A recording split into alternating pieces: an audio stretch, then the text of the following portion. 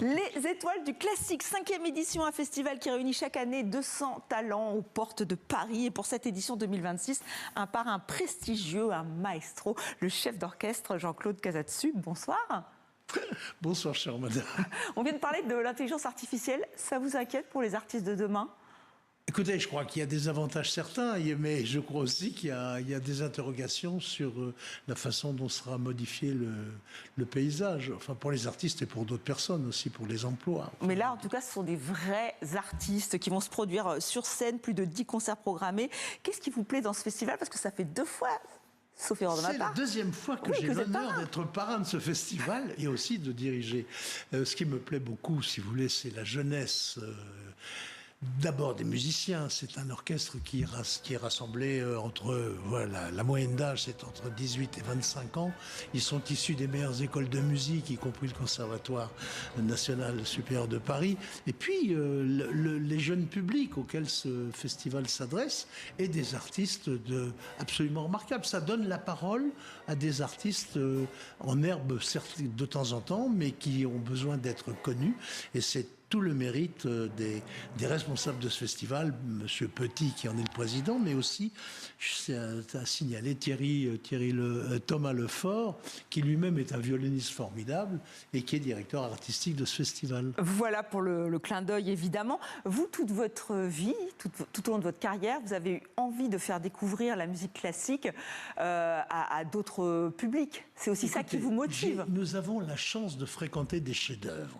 La France, que j'adore, qui est un pays merveilleux, n'est pas tellement tourné vers la musique symphonique. Donc, j'ai entendu un nombre de fois gigantesque beaucoup de gens me dire « Ah non, la grande musique, c'est pas pour nous ». Et je me suis juré que je ferais tout pour que ça le devienne. Ce que j'ai fait dans le Nord, où j'ai parcouru entre plus de 200 villes, 250 villes ou villages, et avec mon orchestre, mon ex-orchestre, l'Orchestre national de Lille, nous avons visité 34 pays dans le monde. Mais dans toute la région, nous avons essaimé cette région, aujourd'hui de 6 millions d'habitants, très culturelle, grâce aux différents présidents, Pierre Mauroy, Daniel Percheron et aujourd'hui Xavier Bertrand.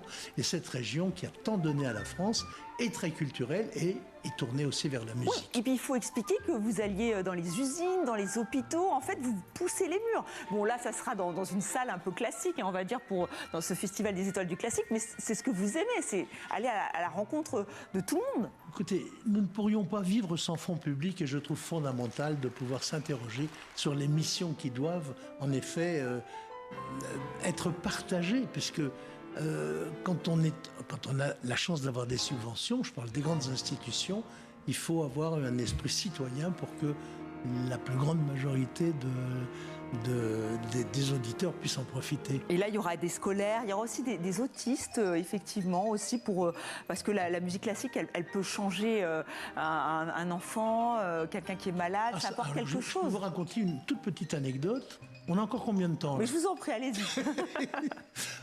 Un jour, je fais un concert dans un hôpital dans le Nord, et il y avait un petit enfant autiste complètement, qui avait à peine 4 ans, même pas, complètement muré en lui-même, complètement refermé, agressif et tout. On lui joue une petite valse de Strauss, et tout d'un coup, il s'éclaire, il sourit, il bat des mains. Les infirmières avaient les larmes aux yeux et les médecins étaient absolument sidérés. Et un autre exemple, je vais à Dunkerque un jour avec mon orchestre, on avait des jeunes gens et on interroge un petit enfant d'un quartier très difficile et je lui joue un très bel adagio et il ferme les yeux. Et je lui dis, mais tu fermes les yeux, pourquoi ? Il me dit, je vois des sous qui volent. Voilà, si vous voulez, ce sont des petits exemples. J'ai joué pour les plus grands publics, mais aussi, je crois que les personnes les plus défavorisées ont droit à cette merveille. On ne dira jamais assez toute l'émotion qui existe, que recèle la musique dite symphonique.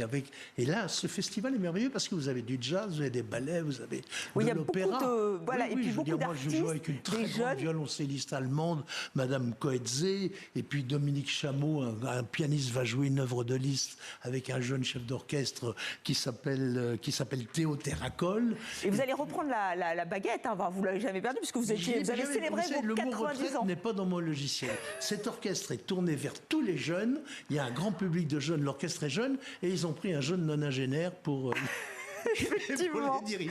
Voilà. Et d'ailleurs, vous avez une formule très jolie, très poétique. La musique, c'est comme une grande prairie. Et donc, Oui, dont les musiciens, dont les fleurs sont les notes et les musiciens les jardiniers. Ça, c'est une métaphore que